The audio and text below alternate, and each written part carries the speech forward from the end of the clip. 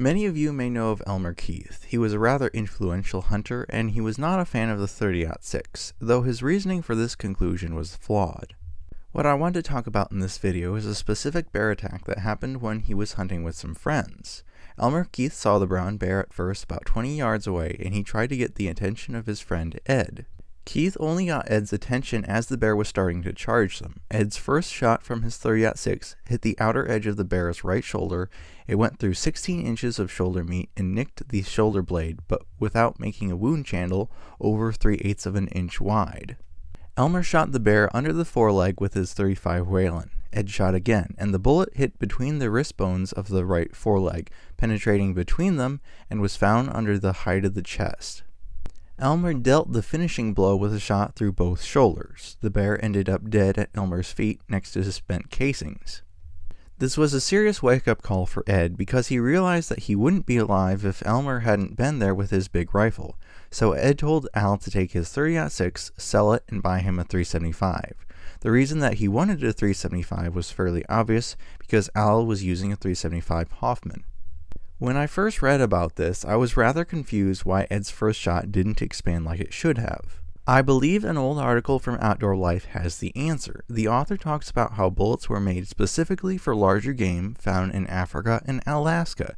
Therefore, such ammunition is made for deep penetration with high bullet weights and very thick jackets. He goes on to explain that he shot a doe 3 times with 220 grain 30-06 Western tip of lead ammunition, and that all of these bullets failed to expand.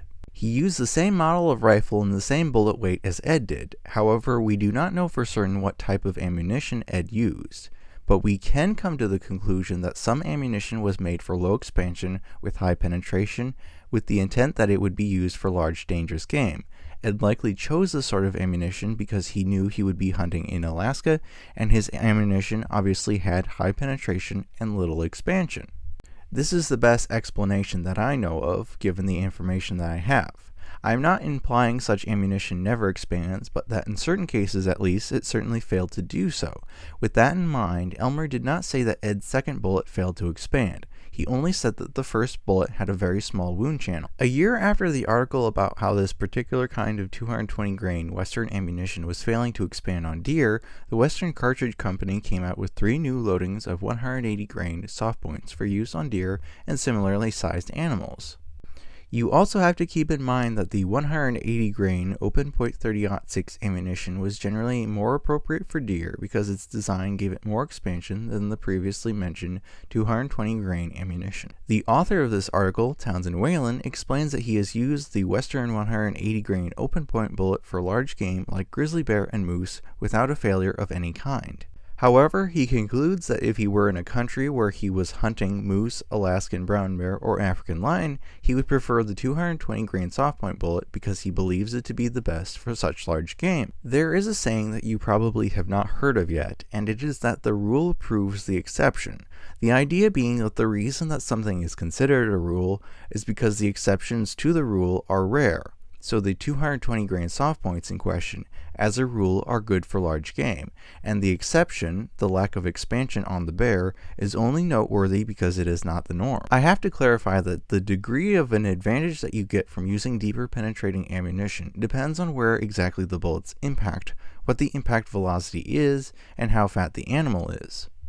To illustrate this point, a 900-pound grizzly was shot with a 180 grain 30-06 through the left hindquarter, and it came out in front of the right front shoulder.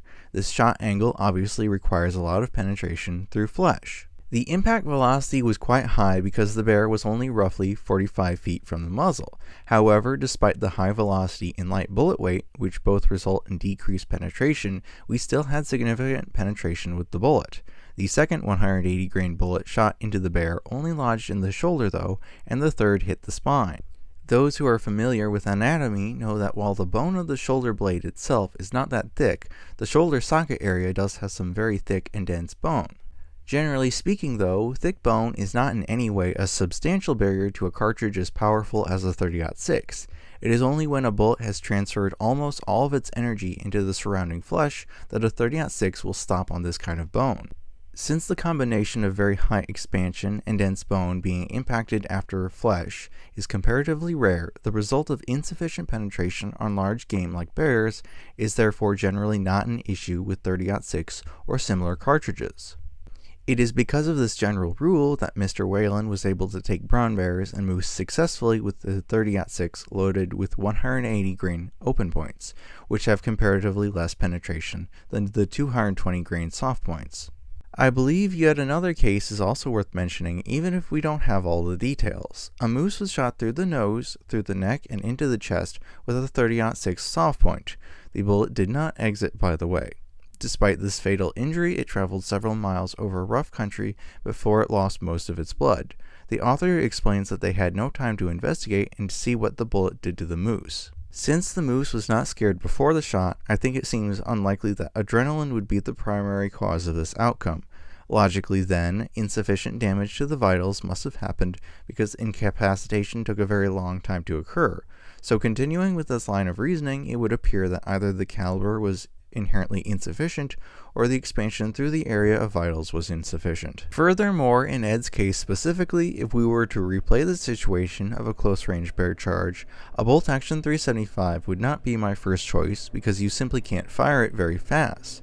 Lever actions and double-barrel rifles are good, but my opinion is generally that semi-automatics are ideal. Inevitably, there will be some people that disagree with my opinion and say that bolt actions are perfectly fine even at close range. So let me tell you a short story. Fred Herring and John Thayer were walking and surprised a bear at close range while it was sleeping. Fred was unarmed and promptly climbed a tree. John had a bolt-action 30-06 loaded with non-expanding ammunition, and he shot the bear when it stood up on its haunches, only slightly wounding it.